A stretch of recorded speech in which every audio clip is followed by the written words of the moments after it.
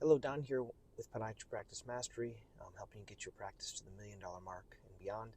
Today, I'm going to go over one of the main reasons that a lot of podiatrists that accept insurance are leaving money on the table. And I want to kind of go over 3 points of how you can make seeing insurance patients more profitable. I'm going to make it real simple. So number one is you have to have patients to see that are profitable. Now, I know this sounds very basic, but if you have patients that aren't profitable, and that could be from a bad paying insurance plan, it doesn't matter if you're seeing 20 or 30 of them, they're not going to produce enough revenue to get you to the $1,000,000 mark. So I tend to feel that if you're seeing 20 to 25 patients, that should be sufficient to get you to the $1,000,000 mark. You shouldn't have to kill yourself with 30 or 40 patients a day.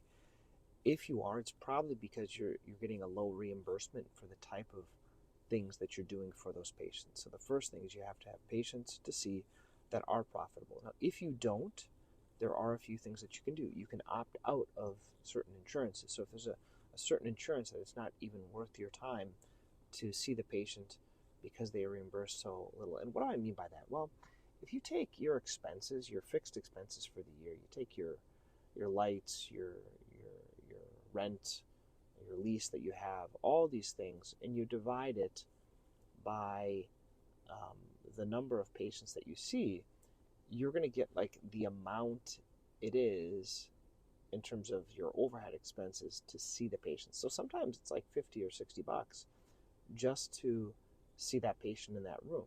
And then if you add up your staff costs and everything else like that, so it gets expensive.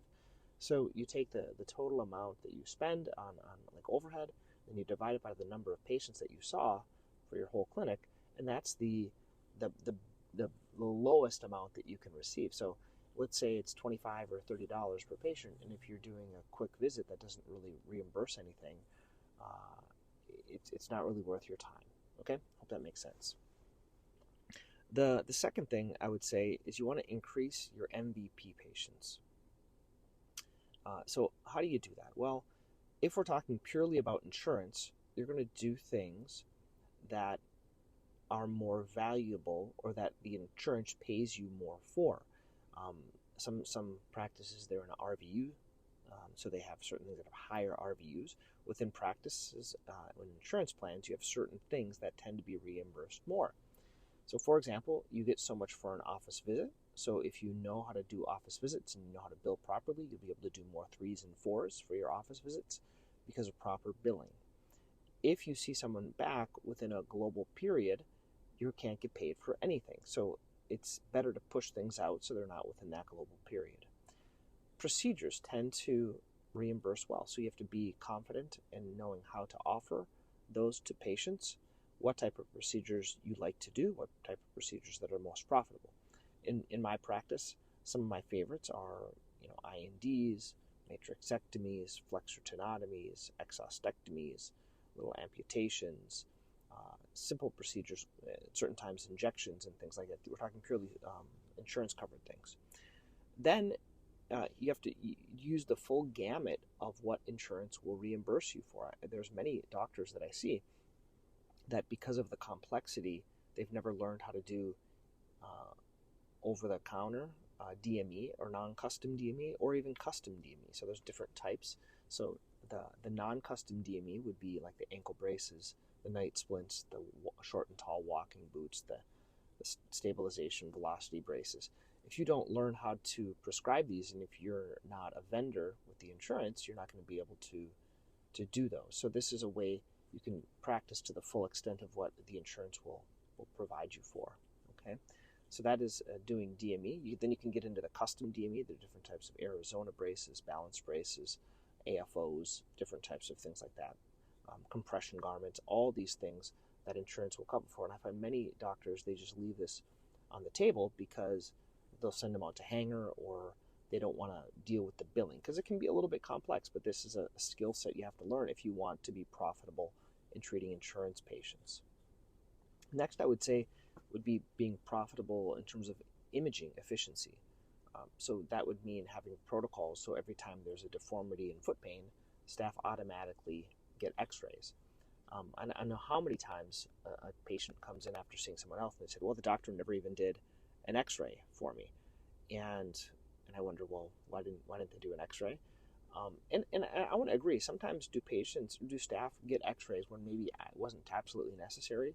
Yeah, maybe. So if they have like the painful callus, but I still think that's good because you can see the bone structure underneath it. But sometimes they do, but there's never a problem with it, right? There's never ever a problem with it. So it's better to get the x-ray than having to spend your time waiting for them to get the x-ray after.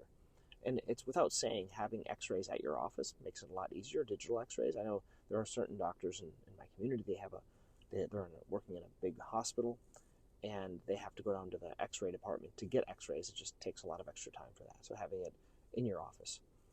We talked a little bit about billing efficiency, so making sure you know how to bill properly for the procedures and everything that you're doing so that you can get reimbursed. And then a few aside things that I used to make these mistakes in the past. I wasn't using fracture codes. These tend to reimburse quite a bit. And just so you know, if you have multiple stress fractures, you can do multiple metatarsals, so it reimburses quite well if there's multiple fractures and you're not going to do surgical care for them. And I would say the last area would be reducing low-value patients. So we're talking here just today about how to make insurance more profitable. So low-value patient doesn't mean that the patient is low value. What it means is that many times you're not getting reimbursed the amount that it costs you even to keep that room available and to see that patient. So the way I've found that works best for that is I think of, well, what are the low-value patients? Are the ones that aren't reimbursing that much? For me, a lot of times it's routine care. I tend to like to get to $200 to $250 per visit value, and a lot of times those are under that. And the way I tend to do that is I tend to put block time in, kind of like surgical block time. I have a block time that I do a half day of nail care, and I have a nail tech that helps me. So you kind of go through quite a few patients in a short amount of time. That makes it a little bit more profitable. I also leave some spots for 10-minute appointments, and these tend to be for the things that are like a matrixectomy follow-up. If you're still doing those, I know some doctors aren't doing that. I'm not doing paronychia follow-ups anymore because thankfully I have too many patients. And a lot of patients, I just don't have them follow up. If I feel like they're getting better, or if I feel like it's an unnecessary appointment or a low-value appointment, I'll reach out to them via the portal. Yeah, it might take me a little bit more work. I'll give you an example. Yesterday, I had a patient came in for a nail sample. I thought it was more onycholysis than a nail fungus. They wanted to still do a sample. So I'm going to just reach out to that patient afterward and say, hey, it looks normal, versus having them come in to review the sample, and it could be possibly negative, which is kind of a waste of their time and a waste of my time as well because it's a low-level visit. And then I will call them. Now, if it is a fungus, then I'll have them come back in and go through all of these things. So if you're having a problem making insurance profitable, I would say, once again, it's having patience. Now, the first thing I didn't mention here is if you're not seeing enough patients, you can't make it more profitable. So this is really simple. What I mean by this is because a lot of doctors I'm seeing, they take insurance. When they see patients, they produce a good amount of revenue, but they just don't have enough patients. So your practice is either limited by supply or demand. Okay, right? You don't have enough supply, or you have too much supply. Okay, so a lot of the patients or doctors that I'm talking to, they just purely need to work on marketing and getting more patients in the door, because if they had more patients, they would produce more revenue. So I think the number one thing would be, yeah, you have to have good insurances, but you also have to be able to produce enough. Okay, if you found this beneficial, I have a book you can download. It's my $1 Million Practice Formula. You go to podiatrypracticemastery.com/book, and you can get it there. Okay, talk to you guys next time.